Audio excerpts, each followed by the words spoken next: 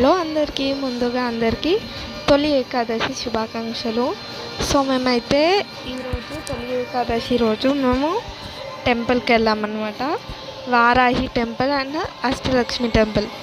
వారాహి మాత వారాహ స్వామి నుండి ఉద్భవించిందనమాట. ఈ టెంపుల్ అయితే చాలా బాగుంది. మేమైతే చాలా మంచిగా చేసుకున్నాం దర్శనం. ఇక్కడ లైక్ అన్ని దేవుళ్ళు ఉన్నారనమాట. అన్ని అమ్మవార్లు అండ్ కాలభైరవ స్వామి, విఘ్నేశ్వరుడు, సాయిబాబా, వారాహి మాత అందరు ఉన్నారనమాట.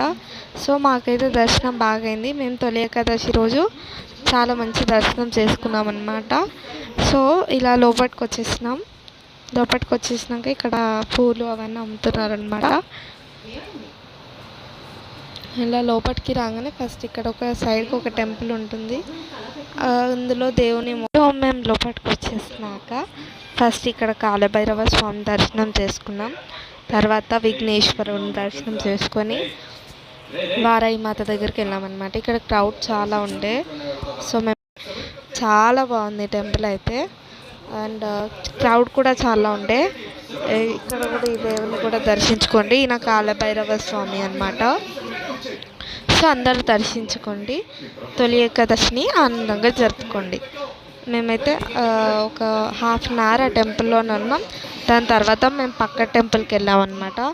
ఇక్కడ చూడండి చాలా దీని పక్క టెంపుల్లో వారాహి మాతదేది కూడా, కానీ అందరూ దేవుళ్ళు లైక్ అందరు అమ్మవార్లు and Saibaba and more Varahi Devi కూడా ఉన్నారనమాట.